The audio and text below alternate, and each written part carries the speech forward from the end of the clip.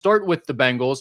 And before we actually get into the season breakdown or preview or what have you, we've got to talk some more about Jamar Chase, of course. He was back until he wasn't anymore a day later. The Bengals wide receiver practiced early in the week, but then was back to sitting out on Wednesday.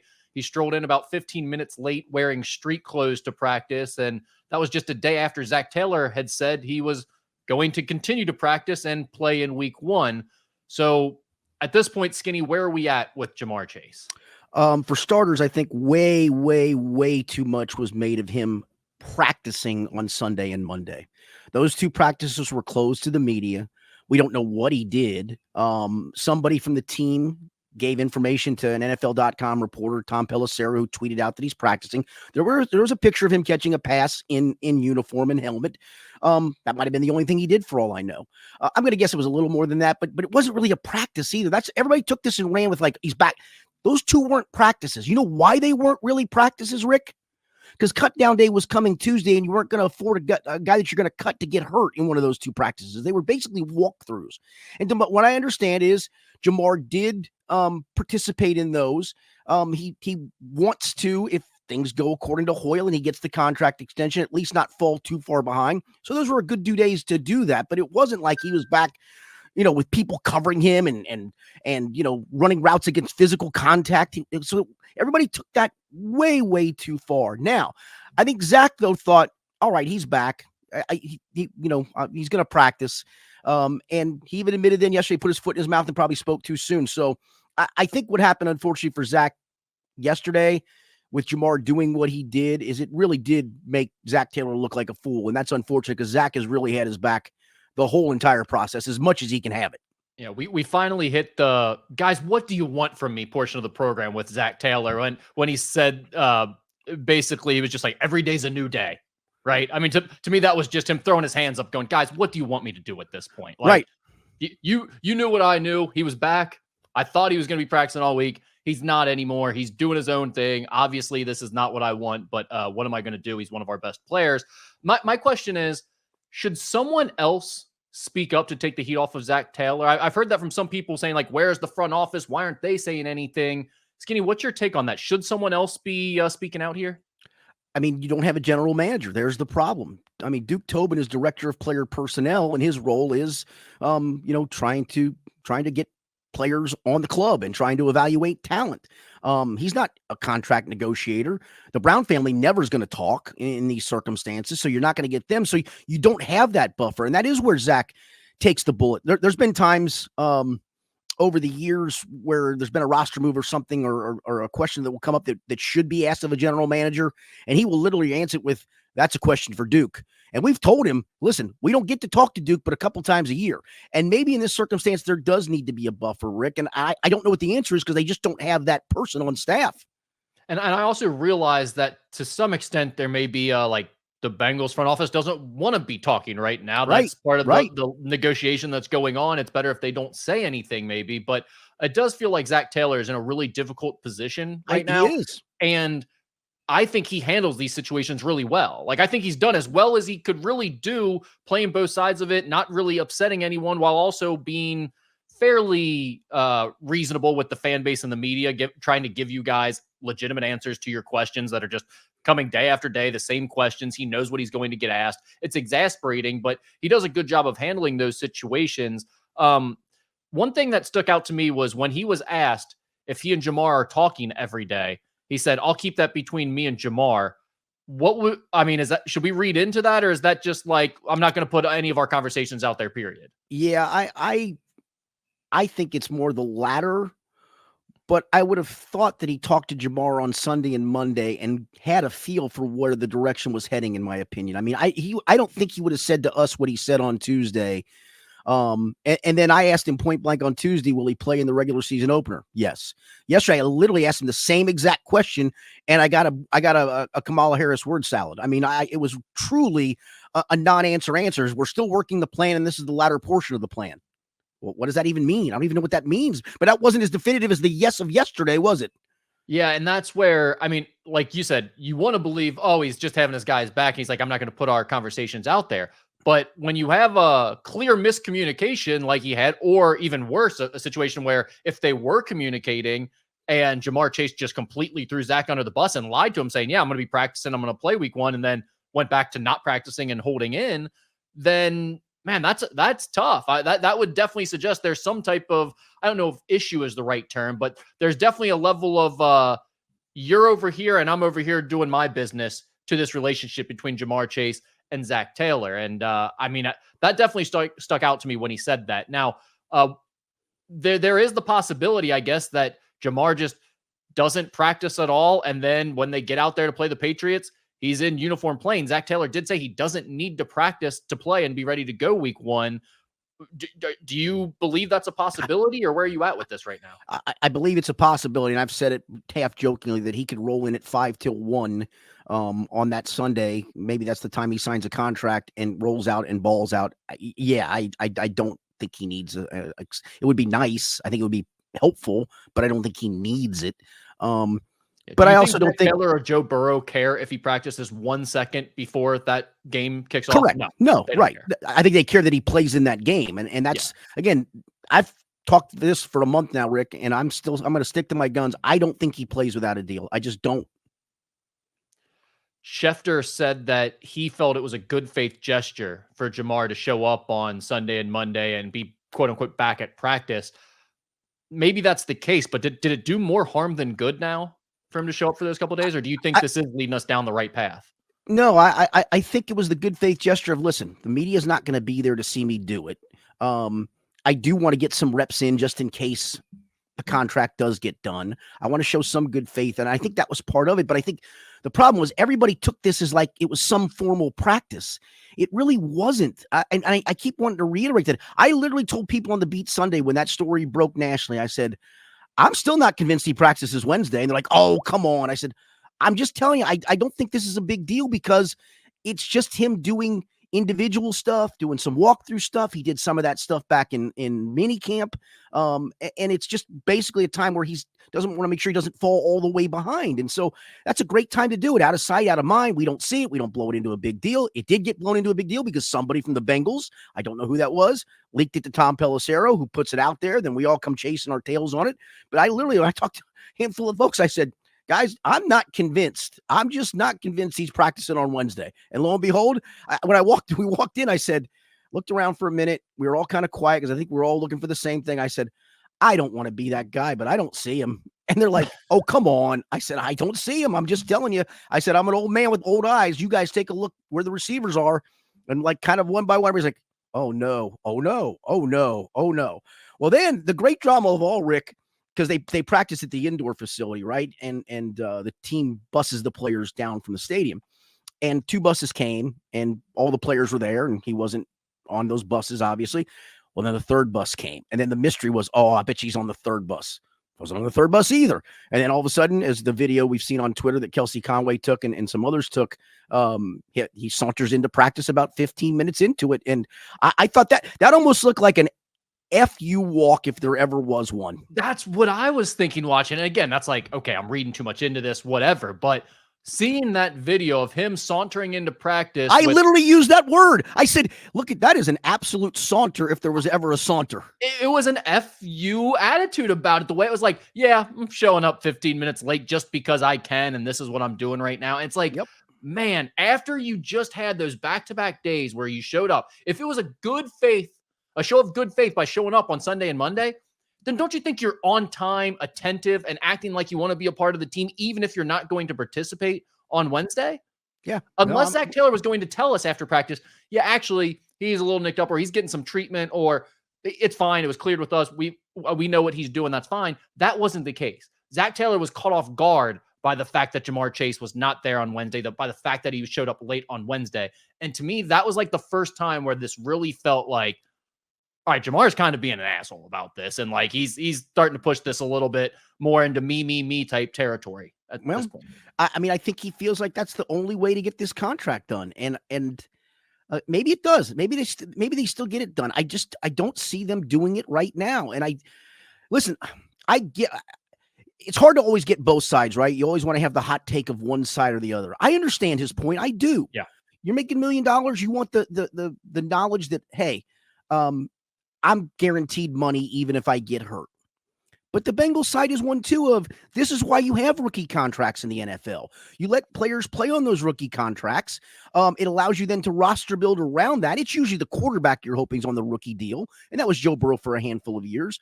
And at the same point in time, I've said this a lot, and I'll say it aloud here.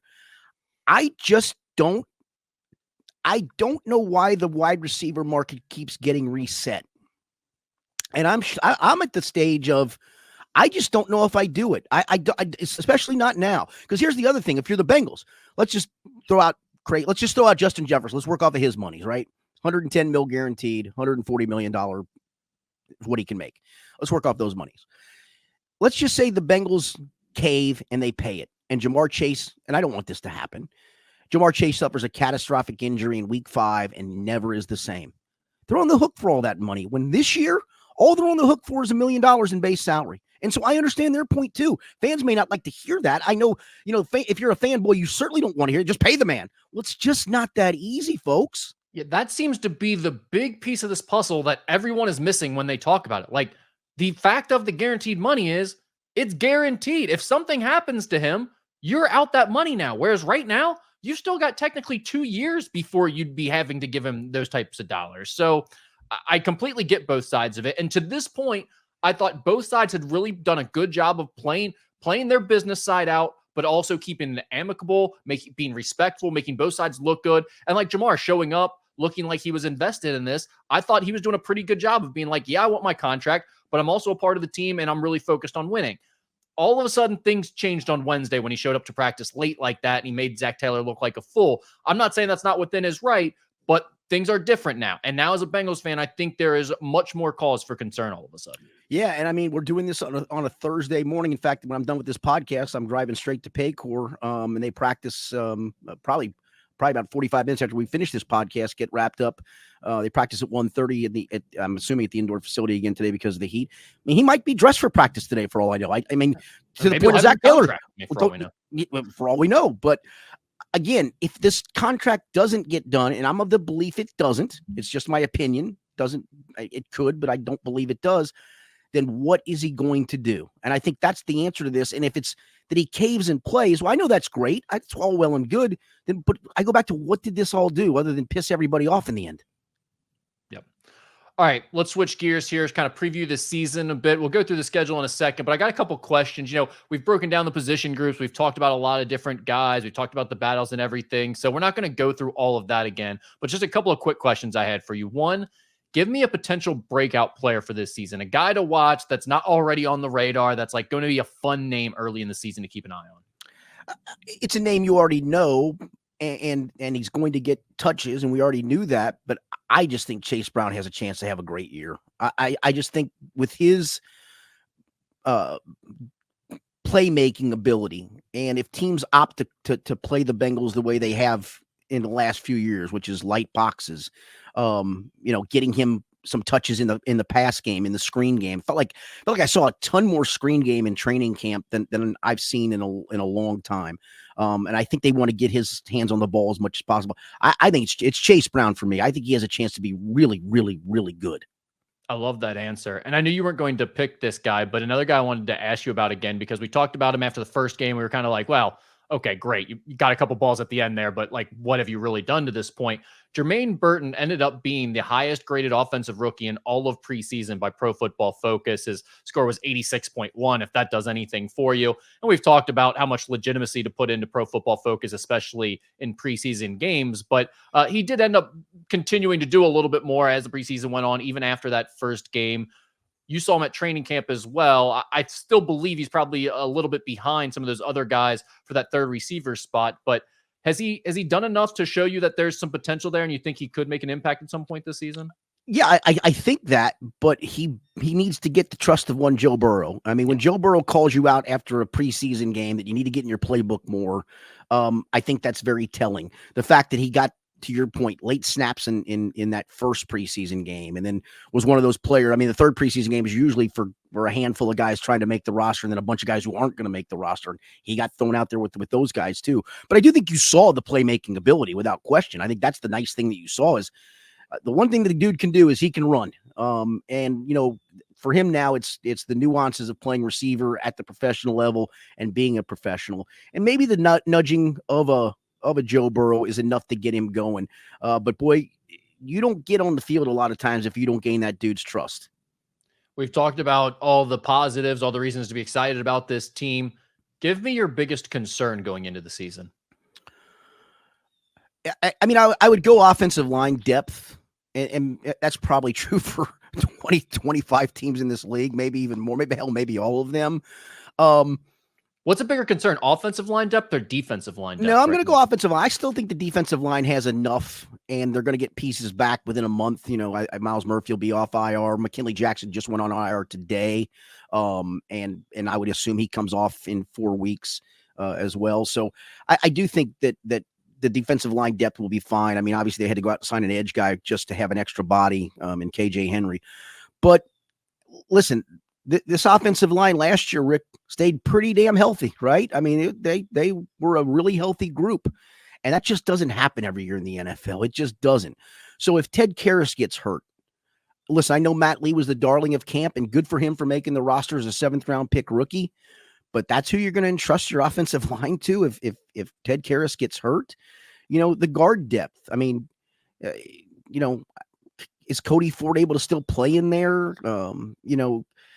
We've already seen Amarius Mims get hurt, and I don't think Trent Brown's going to get through the opener and play 100 snaps. I just don't think his body's going to allow him to do that. So somebody's going to have to probably play some snaps there if it's not Amarius Mims. And again, that's probably true of a lot of teams, but just coming off a year where they were healthy up front, it's just, I mean, the law of averages catches up to you. Yeah, you almost just feel like from a luck standpoint, if nothing else, you Right. were lucky last year in that regard. Chances are this year it's not going to be that way. So that definitely is a concern. All right. The Bengals win total for this upcoming season is 10.5 once again, same as last year. We know what the schedule is. Do you need me to put it up on the screen here? Do you want me to throw it up? Yeah, it wouldn't hurt for the graphic. I got it in my head because I've gone through it about 1 billion times in my head. All right, here. Let's share the screen and we will go through these games here. All right, starting with the Patriots, week 1, obviously. We said 10.5 was the win total. Skinny, I think the way to look at this, we always kind of do, is there are games you feel really good about them winning. Games you don't feel very good about them winning. You think they're going to lose. And then you've got your toss-up games is the way you usually put it. Obviously, the Patriots, I would assume, fall into that likely win category. How do you see the rest of this kind of going from there? Yeah, that's the first month that I'm looking at right now. So let's go with the likely win, likely loss, and then the toss-up category. And I'll tell you why I put a game in a toss-up category. Game 1 is a likely win. Game 2 is a likely loss. Game 3 is a likely win. Game 4 is a likely win, even though it's on the road. Game 5 is a toss-up. You know why it's a toss-up? It's at home. That helps you, but the Ravens swept you last year, right? So we're 3-1-1. I'm going to put the last number I give you is the toss-up category. Yeah, and to be clear, there's where because not everyone's seeing this. It's the Patriots, the Chiefs is a loss, Commanders is a win, the Panthers is a win, and now the Ravens is a toss-up at home. I'm going to put the Giants as a toss-up just because it's on the road. So we're now 3-1-2. We go from there to the Browns on the road. I'm going to put that in the likely loss category. So that gets us to 3-2-2. The Eagles game at home is a toss-up, in my opinion. So we're at 3-2-3. The Raiders game's a win. We're at 4-2-3. The Ravens on the road, I'm putting in the likely loss category. So we're at 4-3-3. The Chargers on the road is a toss-up. So we're 4-3-4. The Steelers at home, I'm going to put in the win category because I just don't think Pittsburgh's going to be very good. So I'm going to go to 5-3-4. Cowboys on the road is a toss-up, 5-3-5. Titans on the road is a toss-up because it's on the road, 5-3-6. Browns at home, I'm going to put that in the win category because it is at home, and they beat them last year. I know it was in that wonky last game that didn't matter. So we're at, 6-3-5, right? No, 6-3-6, actually, at the moment. Then the Broncos at home is a win at 7-3-6, and the Steelers on the road, I'll put in the toss-up category, 7-3-7. So if you can basically split the toss-up category, maybe you win one more than you lose, that gets you to 11 wins. I'm going to go 11-6. Yeah, so, I mean, there are 7 teams in the NFL this year with an expected win total under 7 games, according to Vegas odds. The Bengals play all 7 of them. That's the Giants, Raiders, Commanders, Titans, Panthers, Broncos, and the Patriots, the first game of the season. What's the number they have to go in those games? Is it 6-1, 6-1? 5-2? Yeah, and I always say this too when I write this, because I'm writing my prediction piece next week that'll include some of this stuff in it, Rick. Every year that I've done this exercise where I try to predict the record, put the likely wins, likely losses, toss-up games, every year a game in the likely win category turns into a loss. Remember when they played the Jets a couple of years ago and Mike White had the game of his life? And every year there's a game I put in the likely loss category that turns into a win. So those always balance themselves out. So to your point, yeah, out of the 7 games that probably 6-1 is what they should go and probably will go. Yeah. So you go 6-1, then it puts you in a position basically where you got to play 500 ball in the other 10 games. Yep. And if this team is a Super Bowl contender, like we've talked about, and they will, obviously a season is weird. It can be like a few years ago where they start slow and they lose a few games where they shouldn't, and then they catch fire and they play great football at the end of the year and they still make the playoffs. But if you're a team that is theoretically a real contender for the Super Bowl in a given year, you've got to play 500 ball in those 10 games. I mean, yes, there are some very difficult games in there when you talk about the Chiefs, the Eagles, but there are also some winnable ones in there. Like, I think at Dallas is a very winnable game, even though it's on the road. So you beat the Chargers and maybe the Cowboys, split the AFC North games, you're at 5-5. Right. And there you go. There's you're to 11 wins without almost batting an eye. Yeah, with Joe Burrow in there, I know like sometimes when you look at this and you're like the NFL, you go game by game, it's hard to pick a team to win 11 or 12 games. But we've seen the Bengals with Joe Burrow healthy. That's what they do. I mean, they go on long stretches where they just win a bunch of games in a row. And let's go back to last season. I mean, even with the Joe Burrow injury issues at different points of the season and missing games at the end and all of those things and giving up so many big plays on defense, playing a first place schedule, they still went 9-8. Even through all of that, they still went 9-8. Yeah. So I'm asking for a 2-game improvement against the last place schedule, basically. Yeah, I think 11 wins, I'm probably short shrifting them a win. I mean, I could be easily convinced this team goes 12-5, 13-4 is probably a stretch just because of, who they do play and the fact of how tough the fact that they're North AFC is. North. Yeah, exactly. Yeah. Speaking of the AFC North, what are your predictions for the division? I think the Bengals win it. I think Baltimore, a new defensive coordinator, some new bodies on defense. I know the Derrick Henry edition everybody's geeked by, and they probably should be. But I'll say they're a playoff team. I'll say Cleveland knocks on the door of the playoffs again and might be a second wild card team. And I think Pittsburgh, for the first time in Mike Tomlin's era, finally finishes under 500. God, that'd be great to see. I'm always amazed at what he does because I feel like his roster has not been good for a few years now. I mean, this whole quarterback situation just feels like it's an implosion ready to happen. I hope so. I'd love to see it be that way. Super Bowl prediction, Skinny, you got one for us? Who do you think's going to make it? Yeah, there's some turmoil with the 49ers right now, right? With Trent Williams holding out and Brandon Ayuk's contract issue. But, man, that roster's so damn good. And the team that everybody's going to be chic on, obviously, is Detroit. And understandably so. I think they're a really good team, and they did some good things in the offseason. Philly's either going to tank badly because of their internal strife or their roster's so good they could compete. But I'm going San Francisco over Kansas City. I mean, it just feels like those are the two teams, and it's usually different, right? But it feels like that's the case. I will say this. I would probably be more bullish on picking the Bengals to go to the Super Bowl again, at least if they can get home field advantage. I know what they did a couple of years ago, going to Kansas City and all that, but I think that's the big part for this year is, can you get home field advantage? And I think you have a chance to do that. After last year, I want nothing to do with picking the Bengals to win the Super Bowl, and I want nothing to do with anyone else picking the Bengals to win the Super Bowl because that's all we heard this time of year last year, and obviously we saw where that went. I'm going Chiefs and Lions. I think the Chiefs beat the Lions. Like you said, Lions are a bit of a chic pick right now, but the NFC is just kind of ridiculous anyway, so they're as good as anyone, I guess. The Chiefs, until someone, Skinny, they've been in 4 of the last 5 Super Bowls. They've won 3 of them.